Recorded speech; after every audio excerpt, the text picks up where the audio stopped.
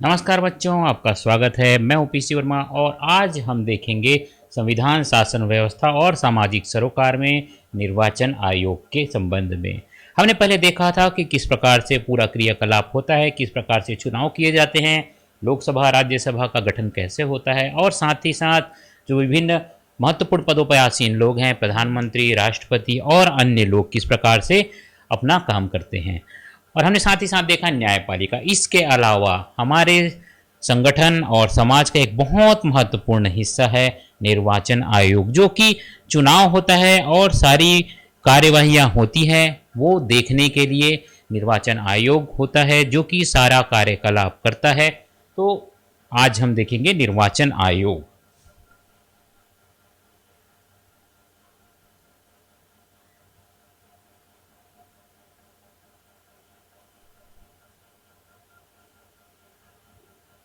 तो जो निर्वाचन आयोग है, एक तरह से ये माना जाना चाहिए कि ये ऐसी संस्था है जो कि देश में किसी भी प्रकार के क्रियाकलाप जो होते हैं, विभिन्न प्रकार के चीज़ों से संबंधित और कामकाज से संबंधित, उसे देखने के लिए बना होता है। चुनाव की प्रक्रिया लगातार होती है, ऐसा नहीं है कि जब चुनाव आता है तभी कुछ काम होता है।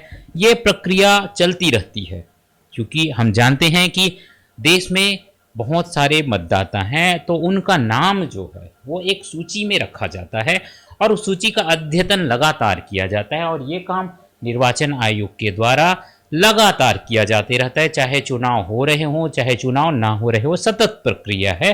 तो सबसे पहला काम होता है मतदाता सूची तैयार करना। और चूंकि निर्वाचन आयोग एक ऐसी संस्था है जिससे सभी दल प्रत्यक्ष या अप्रत्यक्ष रूप से जुड़े रहते हैं, बहुत सारे क्रियाकलाप होते हैं। जब चुनाव होता है तो आपने देखा होगा कि अलग अलग राजनीतिक दलों के लोग अपना अपना नामांकन दाखिल करते हैं, तो वो निर्वाचन आयोग के पास दाखिल करते हैं। मतदाता सूची जो लोगों की होती है वो भी निर्वाचन आयोग तैयार करवाता है। साथ ही साथ आपका जो आपने देखा होगा ईवीएम मशीनें जो होती हैं, मतदान बूथ बनते हैं और भी बहुत सारे काम होते हैं, वो सारा काम किया जाता है निर्वाचन आयोग के संरक्षण में, निगरानी में। तो चलिए हम देखते हैं कि क्या क्या काम होता है निर्वाचन आयोग का। मुख्य तौर पे जो महत्वपूर्ण काम है जो कि हम लिस्ट करना चाहेंगे, तो सबसे पहला है पहले तो हम देख लेते हैं निर्वाचन आयोग में नियुक्ति कैसे होती है। जो निर्वाचन आयोग होता है वहाँ पे एक मुख्य निर्वाचन आयुक्त होते हैं और उसके अलावा 3 अन्य और सदस्य होते हैं। तो ये जो नियुक्त करने का काम होता है प्रधानमंत्री की अनुशंसा पे राष्ट्रपति द्वारा की जाती है। केंद्र सरकार स्तर पे ये होता है, इसी प्रकार राज्य स्तर पे भी निर्वाचन आयोग होता है। राज्य निर्वाचन आयोग होता है, एक होता है इलेक्शन कमीशन ऑफ इंडिया जो होता है वो दिल्ली में होता है। और राज्य पे राज्य निर्वाचन आयोग होता है, हर राज्य पे निर्वाचन आयोग होता है जो कि पूरी प्रक्रिया का संचालन करता है। इसी प्रकार से जिला स्तर पे भी जिला निर्वाचन का कार्यालय होता है, जहाँ पे अलग अलग तरह के काम होते हैं। डाटा एंट्री ऑपरेटर होते हैं, बहुत सारे उसमें ऑफिसर्स होते हैं और इसके साथ साथ कलेक्टर भी उसमें भूमिका निभाते हैं। राज्य स्तर पे जो सचिव होते हैं वो वहाँ होते हैं, मुख्य निर्वाचन आयुक्त राज्य स्तर पे भी होते हैं और केंद्र स्तर पे भी बहुत बड़ा लंबा सेटअप होता है, बहुत सारे लोग होते हैं। और जब चुनाव का समय आता है तो पूरी प्रणाली मिलकर चुनाव का संचालन करती है। और ये काम जो होता है बहुत हद तक बहुत ही विस्तृत होता है, बहुत ही टाइम कंज्यूमिंग होता है और इसके लिए लगातार काम करना पड़ता है। चूंकि लगातार काम चलता है, जैसा कि आप देख सकते हैं, सबसे पहला काम है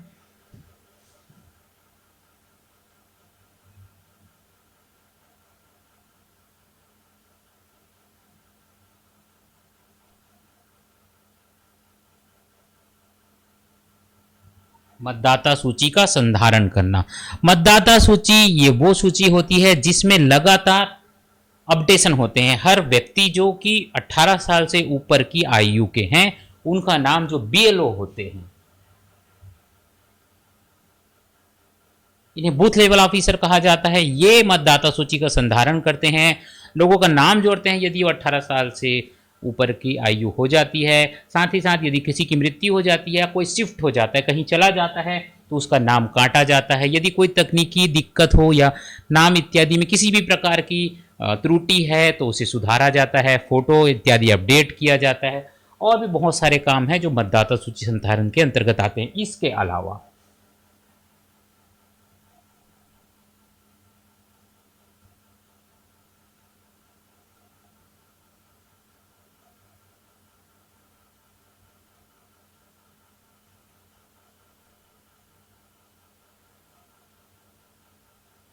चूंकि मतदान में भाग लेना और 100% मतदान एक बहुत ही महत्वपूर्ण लक्ष्य होता है, तो इसके लिए मतदाताओं में जागरूकता चलाई जाती है, स्वीप अभियान चलाया जाता है और साथ ही साथ प्रशिक्षण कार्यक्रम चलाए जाते हैं, जिससे अधिक से अधिक लोग मतदान में भागीदारी कर सकें।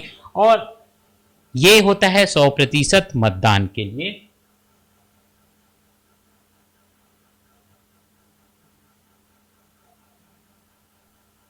100% मतदान मुख्य उद्देश्य होता है निर्वाचन आयोग का कि अधिक से अधिक लोग यदि भाग लेंगे, जैसा मान लीजिए आपके गांव में 100 लोग हैं और यदि सभी 100 के 100 लोग वहां पे कोई सरपंच का चुनाव हो रहा है मान लीजिए, तो 100 के 100 वोट देंगे तो निश्चित तौर पे ये दिखेगा कि जो व्यक्ति है जिसको वो लोग जानते हैं सबने वोट दिया, तो वो अपना वोट देंगे, तो पूरे के पूरे लोग अगर वोट देंगे तो निष्पक्ष व्यक्ति जो आ पाएगा और वो आपके विकास का काम कर पाएगा। लेकिन यदि मान लीजिए गांव में 100 लोग हैं और सिर्फ 20 लोगों ने वोट दिया और 20 लोग जो हैं वो किसी खास व्यक्ति के लोग हैं, अर्थात उसी को वोट दे रहे हैं, तो निश्चित तौर पर आप समझ सकते हैं कि इससे मतदान प्रभावित होगा। और जो 100 लोग हैं, अर्थात जैसे मान लीजिए पूरे देश की जनसंख्या जो है, सारे लोग अगर वोट करते हैं तो सही व्यक्ति चुनकर आएगा जो आपके विकास के काम करेगा। और यही लक्ष्य होता है निर्वाचन आयोग का कि वो कोशिश करते हैं कि सारे के सारे लोग, जितने भी अधिक से अधिक लोग हैं, वो वोट दे सकें। और इसके लिए साथ साथ वो न सिर्फ लोगों को जागरूकता करते हैं बल्कि साथ ही साथ प्रशिक्षण भी देते हैं, किस प्रकार से आपको वोट देना है, किस प्रकार से आपको अपना नाम दर्ज कराना है। और बहुत सारी जानकारियां इनके साइट पे होती हैं। eci.go.in जो है साइट जो है, उस पर बहुत सारी जानकारियां आपको मिल जाएंगी। मतदाताओं के लिए भी बहुत सारी जानकारियां हैं।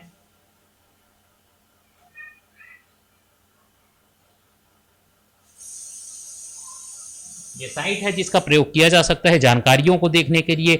इसके साथ साथ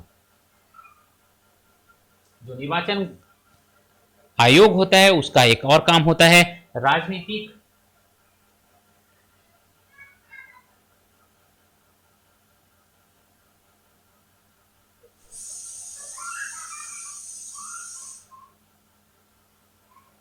राजनीतिक दलों को मान्यता जो होती है वो इन्हीं के द्वारा दी जाती है।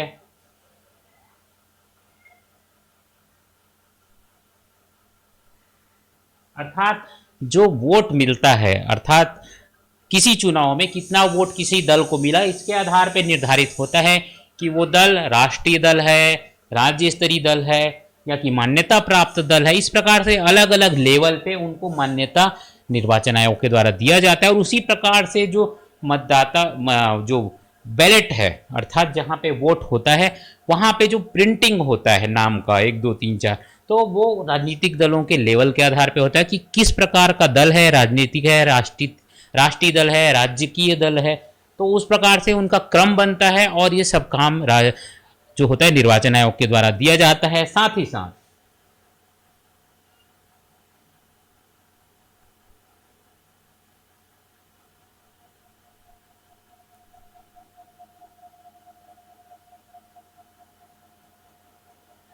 चुनाव चिन्ह का आवंटन जो होता है वो भी निर्वाचन आयोग के द्वारा दिया जाता है। अलग अलग दल के लोग और राजनीतिक प्रत्याशी जो है वो अपना आवेदन देते हैं कि हमें ये चुनाव चिन्ह चाहिए, तो निर्वाचन आयोग फिर फैसला लेता है कि कौन सा चुनाव चिन्ह किस दल को मिले। अर्थात कोई भी व्यक्ति जैसे चुनाव में खड़ा हुआ है वो अपने मन से कोई चिन्ह लेकर चुनाव में आ नहीं जाएगा, अपने आप को प्रचार नहीं कर पाएगा जब तक कि निर्वाचन आयोग ने उसे अधिकृत न कर दिया हो कि उस चिन्ह को वो प्रयोग कर सकता है। निर्वाचन आयोग अधिकृत करता है, उसके बाद ही कोई व्यक्ति किसी चुनाव चिन्ह पे चुनाव लड़ सकता है। इसके अलावा निर्वाचन की व्यवस्था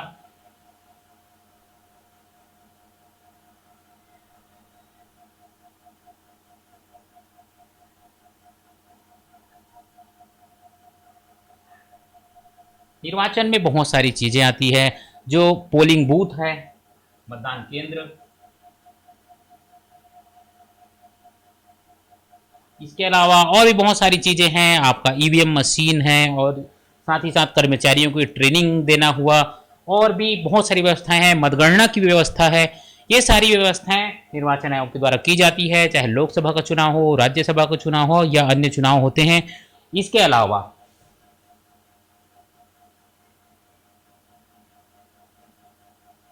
उपचुनाव की व्यवस्था भी इन्हीं के द्वारा की जाती है। यदि कहीं पे कोई सीट खाली हो गई किन्हीं भी कारणों से, या कि वोट नहीं हो पाए लोकसभा और विधानसभा के दौरान, तब उपचुनाव किया जाता है उस स्थान पे, और उपचुनाव के समय भी सारी व्यवस्था निर्वाचन आयोग का होता है। अगर चुनाव रद्द करना हो,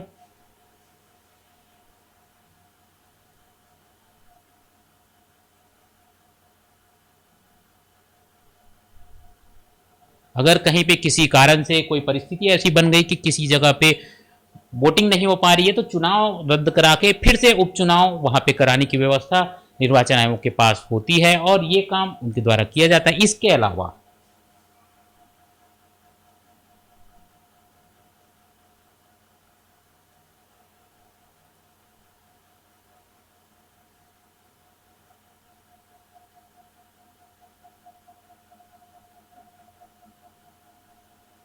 जो विभिन्न दलों के प्रत्याशी होते हैं या निर्दलीय लोग होते हैं, तो जो भी व्यक्ति चुनाव में खड़ा होता है उनके खर्च का पूरा हिसाब किताब निर्वाचन आयोग के द्वारा किया जाता है। एक लिमिट दी जाती है कि कौन सा चुनाव है, लोकसभा का है, विधानसभा का है, तो उसके आधार पे कितना पैसा प्रत्याशी खर्च कर सकता है अपने प्रचार प्रसार के लिए, अलग अलग चीज़ों के लिए। और फिर जब वो खर्च करते हैं तो पूरा उसका ब्यौरा निर्वाचन आयोग के पास जमा होता है, और उस व्यक्ति ने कितना खर्च किया, यदि अधिक खर्च करते हैं तो उन्हें पनिशमेंट इसके लिए होता है। एक लिमिट होती है, उससे ऊपर किसी को खर्च नहीं करना है, इसके लिए उन पे जुर्म भी दर्ज किया जा सकता है। साथ ही साथ विभिन्न प्रकार के जो चुनाव होता है उसके दौरान उनकी गतिविधियों पे नजर।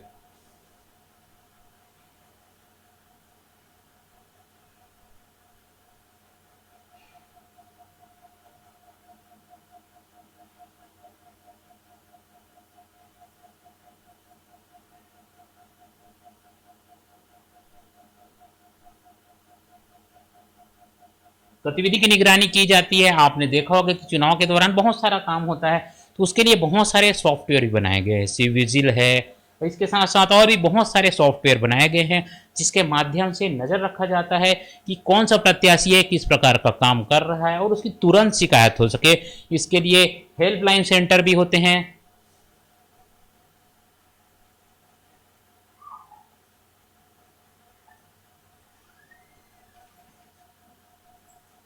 और ये जो तरीके होते हैं इनके द्वारा लगातार नजर रखी जाती है।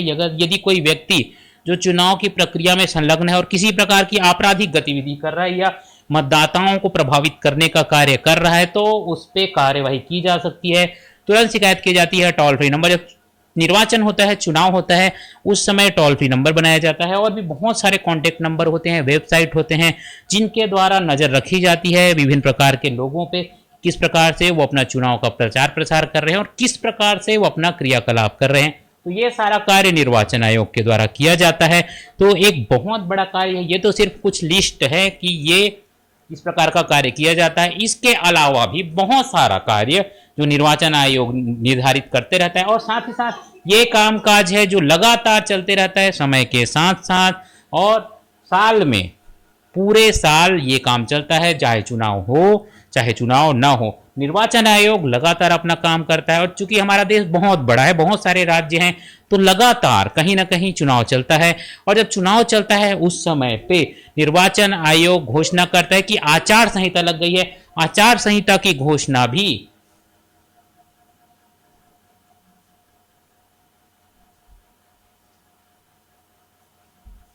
आचार संहिता की घोषणा भी निर्वाचन आयोग के द्वारा किया जाता है। और ये ऐसा समय होता है जिस समय पे आचार संहिता घोषित होता है, उस समय पे फिर सभी दलों के ऊपर निगरानी प्रारंभ हो जाती है, और उस समय पे जो अलग अलग तरह के काम होते हैं वो भी बंद कर दिए जाते हैं। जो कि काम विभिन्न राजनीतिक दलों या संबंधित लोगों से जुड़े हुए हैं वो सारे बंद हो जाते हैं। उस प्रकार के काम नहीं होते जो कि इस प्रकार से मतदाताओं को प्रभावित कर सके। जो घोषणाएं होते हैं लोगों के फायदे के लिए, किसी प्रकार की घोषणा इत्यादि भी आचार संहिता के दौरान नहीं होती। और जब आचार संहिता निर्वाचन आयोग के द्वारा घोषित किया जाता है तो उसके बाद सभी दलों पे नियम लागू हो जाते हैं। नियम सिर्फ दलों पे नहीं, लोगों पे भी लागू होते हैं कि किसी भी प्रकार से वो इस प्रकार का राजनीतिक काम ना करें जिससे कि मतदान जो है, चुनाव जो है वो प्रभावित हो। और निर्वाचन आयोग जो होता है सारे क्रियाकलाप पे लगातार नजर रखता है। बहुत सारे साइट आ गए बच्चों, अभी आपने देखा होगा पिछले कुछ समय से, अर्थात कुछ सालों से बहुत सारी चीज़ें आ गई है जिसको आपको समझना जरूरी है। निर्वाचन आयोग लगातार प्रयास कर रहा है कि आईटी टेक्नोलॉजी है उसका अधिक से अधिक प्रयोग किया जाए और उसके द्वारा नज़र रखी जाए चीज़ों पर, जानकारियों पर, जो मीडिया में खबरें आती हैं, साथ ही साथ जो प्रचार प्रसार होते हैं और विभिन्न प्रकार के जो पूरे क्रियाकलाप होते हैं चुनाव के दौरान, उसके लिए न सिर्फ ऐप आ गए हैं, बहुत सारे ऐप हैं, ऐसे ऐप भी हैं जहाँ पे जो मतदाता सूची है जिसमें आपको अपना नाम जोड़ना है, काटना है, तो आप अपना काम अपने घर से बैठ कर सकते हैं। साथ ही साथ इसमें यह भी व्यवस्था दी गई है कि यदि आपको मतदान करने में किसी भी प्रकार की परेशानी हो तो निर्वाचन आयोग ये सुविधाएं भी उपलब्ध कराता है कि लोगों को अधिक से अधिक स्थानों से पहुंचाया जाए और लोग बाधा रहित होकर, अर्थात यदि किसी प्रकार से शारीरिक परेशानी है या अन्य प्रकार की परेशानी है तो वैसे चीज़ों के लिए भी व्यवस्था की जाती है, रैंप की व्यवस्था की जाती है, साथ ही साथ हेल्पलाइन बनाए जाते हैं जिसमें बात करके लोग अधिक से अधिक मतदान की प्रक्रिया में भाग ले सकते हैं और जो हमारा लोकतंत्र है उसमें अधिक से अधिक अपनी भागीदारी कर सकते हैं। तो ये है निर्वाचन आयोग का पूरा कार्यकलाप। तो इसमें आज के लिए इतना ही बच्चों, आपसे अनुरोध है कि हमारे साथ जुड़े रहिए, हमारे वीडियो को अवश्य लाइक करिए बच्चों, और साथ ही साथ चैनल को जरूर सब्सक्राइब करिए जिसका लिंक इस वीडियो के नीचे दिया गया है। सब्सक्राइब लिखा है जिस पे आप क्लिक करेंगे और हमसे जुड़ जाएंगे और हम आपको इसी प्रकार जानकारियाँ देंगे। तो अभी हम देख रहे थे कि किस प्रकार से जो अलग अलग संस्थाएँ हैं शासन की वो काम करती है, और हम देखेंगे सामाजिक सरोकार अपने अगले वीडियो में। तो जरूर देखिए हमारा अगला वीडियो जिसमें हम सामाजिक सरोकार के बारे में चर्चा करेंगे। तो संविधान, शासन व्यवस्था और सामाजिक सरोकार में आज के लिए इतने ही बच्चों। मैं पीसी वर्मा आपसे विदा लेता हूं बच्चों। धन्यवाद, नमस्कार।